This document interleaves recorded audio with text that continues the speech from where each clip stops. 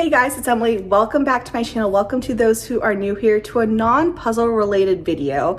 This is about the books that I've read so far for the year. Wanted to give you some updates on how it's going, some little thoughts that I have about the books that I read. I'm just so distracted right now by this little boy who's behind me. He is so cute. This video was originally supposed to be a part of the vlog that I'm filming, but it ended up being like 30 minutes of me talking, and I felt like that was too long to put into a vlog, so I'm putting in its own dedicated video. So if you are interested in any of these books, I'll link them down below. I hope you enjoyed this video. Of course, I would love to know any book recommendations. Let me know down in the comments. Some of these I did have as audiobooks, some of them were books, some of them I read half and half, and I just thought it would be fun to share these with you. So again, this was originally supposed to be part of my vlog, but I'm just putting it as its own video. Hope you don't mind. I hope you enjoyed this video. Let's just get into it.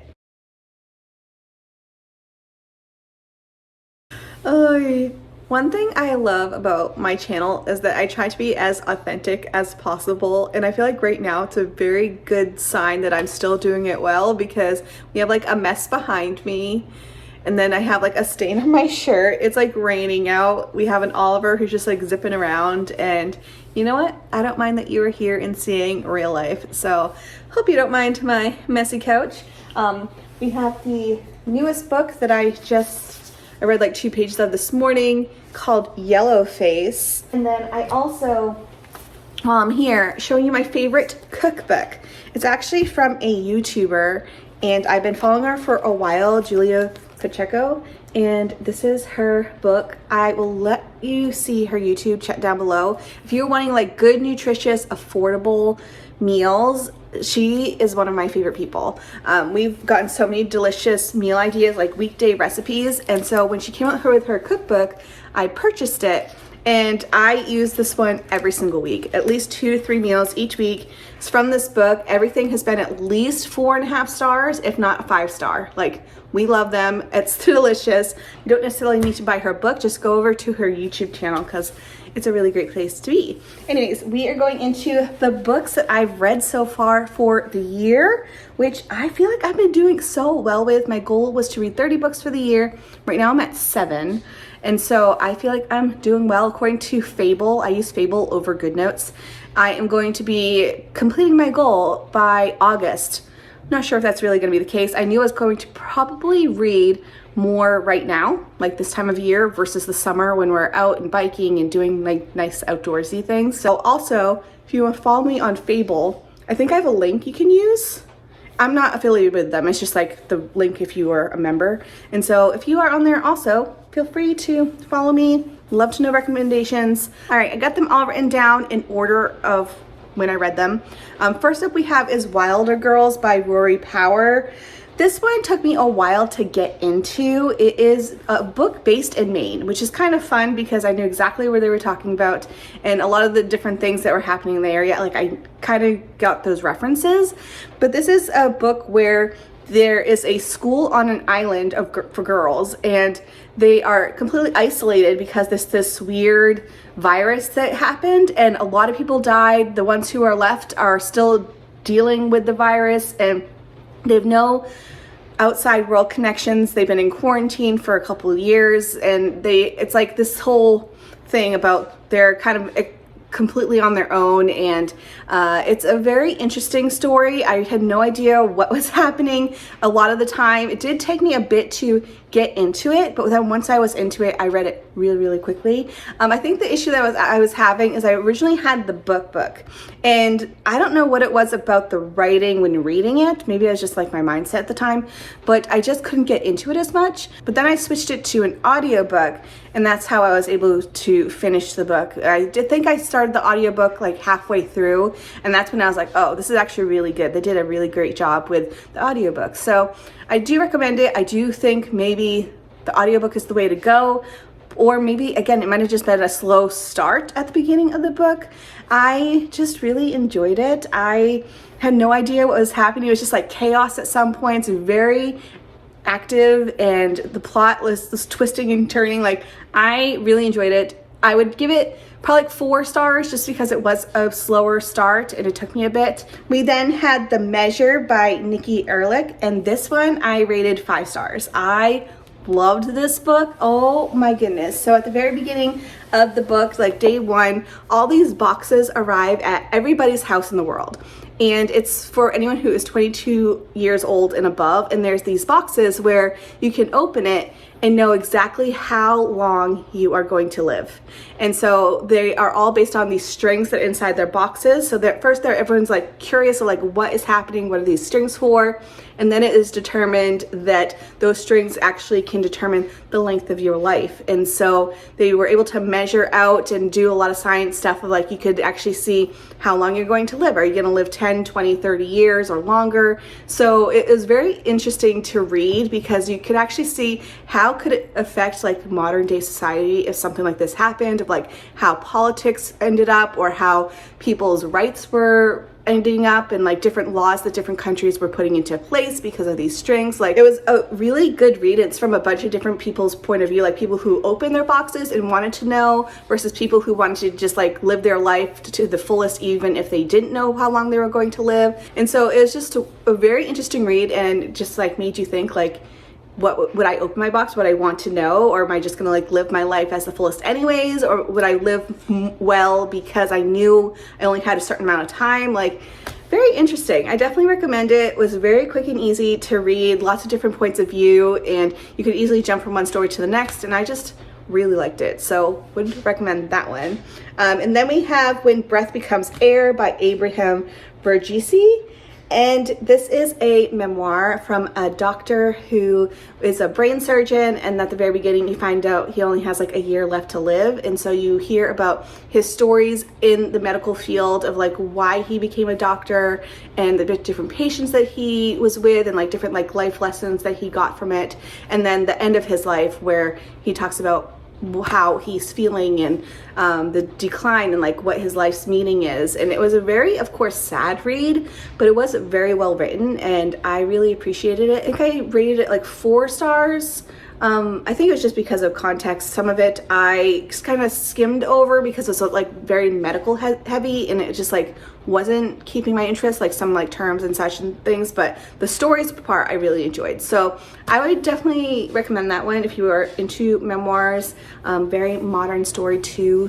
Next up we have is Lessons in Chemistry by Bonnie Garmis. Sorry, got a little low-key tail here. This one I really enjoyed. I think the plot is in 1960 or so, where women weren't typically in the science fields, and so we had Evelyn, who was a chemist, and you follow her story in that field. And she actually, at the very beginning, you know that she becomes a TV host, and she uses science to connect with women in a different level versus like you're just a housewife. And so you know that at the very beginning, but it goes back in time and shows her life up into that point, and you can see how she I just can't. He's so freaking cute. We have an Oliver here. We have Loki looking right down at me too. Oh my gosh, these two. I love it. The book was really good and it kind of shows all the different trials that women had to go through at that time period, if you were a working parent or if you were just a working woman in general, or if you were a single mother. A lot of different things that make you think, and I really did enjoy it. The storyline was pretty good. I felt like it was a little bit on the predictable side, but I in general thought I liked it. Next up we have is Flung Out of Space by Grace Ellis. This is actually a graphic novel. Not what I typically go for, but we were at the library and our library is teeny tiny, but it has a giant graphic novel section. And so I looked up like the top graphic novels from last year just to like try something different. This one was one of the top ones and it was good. It's not like typical medium, you know, it was cool to see the pictures and such. It took me like 2 hours to read. Maybe I'm just not like looking enough, you know, but some of the pages had like no words, you just do like a quick glance. Other pages have just like a couple words. Other things like you can definitely tell it's like more story. It was kind of fun though, because you kind of could see the different moods and like what was happening. I got for all of my face. Next up we have is Sky Full of Elephants by Sibo Campbell. This one was a very interesting concept that I feel like they could have expanded on a lot more. I think I rated it like 3.5 stars. This one I wanted to love because it had such rave reviews. At the very beginning of the book, you find out that all of the white people in the US pass away. Like they all just like get up and literally walk into water and die. You know this from like page 1 of the book, is that all the white people are gone. So then you have all that is left are people of color or black people. And so it was a very interesting concept of like how society kept going and how people in the criminal system ended up going back into society and all the different new rules and how just civilization still carried on. But then it also went into this father-daughter relationship where it was an estranged father who was in prison because of something awful her mother had done. So the daughter has never really known her father whatsoever, but now that she is left without her family, she reaches out to him and he kind of like helps her in that situation, and it ends up, I feel like that part I really enjoyed. Like I really enjoyed like the first half, but then they end up going down to Alabama, and that's when things just went really weird, and I feel like it kind of lost me a little bit, and I feel like the ending was very, I don't know, it just kind of left you hanging on so many different levels. Like you got no answers, and I was just like really confused at the end, like, oh, we just ended this. Okay, like, is there supposed to be a sequel? Because I don't know. Like, it was just kind of like a weird ending that I felt like I was kind of left hanging in a lot of different ways. So I just felt like one, wish they kind of took a different path. 2, it got a little bit too supernatural for me, and I also just, I don't know, maybe I just didn't connect with it. Maybe that's the case. But also I just feel like the characters also seemed really whiny. Some of them were really whiny, not at all realistic dialogue. Like I just like something about the writing I didn't love. So I did rate it 3.5 stars. I know it's getting a ton of, I feel like it's either you love it or you hate it from what I can tell from your reviews. And then moving on to the final 2, which are actually the mystery books that I got. So if you missed it, I ended up getting this big box of mystery books from, it's kind of like a date with a book type thing on Etsy. And so I ended up getting this whole year's worth, which each month I get a new book for them to send me. I get the whole entire year. I think I put it in some video. I'll link it below if you want to watch. But I ended up opening up January and February, and I had them behind me. So for January, I ended up getting this one, which is The Immortal Life of Henrietta Lacks. I really enjoyed this one. This is a nonfiction book about Henrietta Lacks, who has the cells that a lot of scientists use, where she ended up dying of cervical cancer, but before her death they took these cells and regenerated them, and they are still living today in like sciences and schools and everything across the world, but helps us learn about diseases and cancer and different type of research projects and different vaccines that her cells have helped develop. And so it's very interesting to learn about the person behind it, because it really was a hard research project for the author to do. And you learn about Henrietta Lacks, her life, the science part of it, and then also how it has affected her family, knowing that her mother's cells are still living today.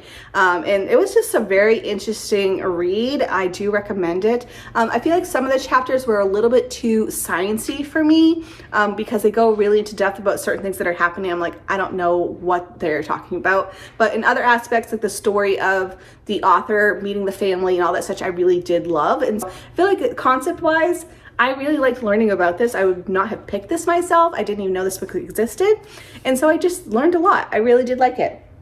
The other one that they sent over was The Summer I Turned Pretty. This one is by Jenny Han. This is a young adult book of, I think she is, I forget how old, 15 I think? No, she just got her license. I think she's around 16. And so she is growing up and she turns pretty one summer, and the 2 boys that she grew up with are now looking at her a little bit differently. She only sees them in the summer. And it was a very predictable story, about like a coming of age type of book. I knew exactly what was going to happen. I knew all the twists and turns by like page 10.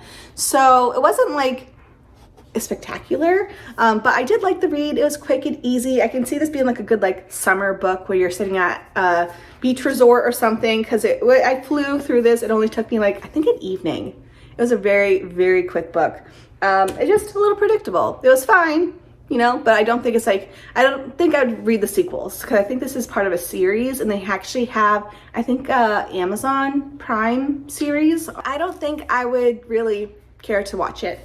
And then finally, I know I'm a few days early, but I thought I would open up my March one. It says here it is YA fantasy. And so these are all mystery books. She did have my Fable account, so she knew what type of books I was interested in. And so we'll see what we got here. These books are pre-loved, but the other two, I mean, I would have never known. You could have said they were new and I would have believed you.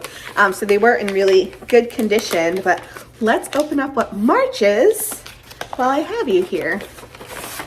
Okay, so it ends up being not the best suggestion, which is The Giver by Lois Lowry. This is one that I have read several times, and I feel like a lot of people would have read. Like, I feel like this is one you read in school. I remember really liking it, but I don't know if I necessarily need to own it again. Also, mine's a little bit damaged with, like, they must have gotten it at a middle school. And I will read it. You know, it's going to be a quick read. It's just over 100 pages, so I don't think it'll take me too long, probably like an evening. Not my favorite option. I feel like the other two at least like did something different. This one I have read before. He's so freaking cute.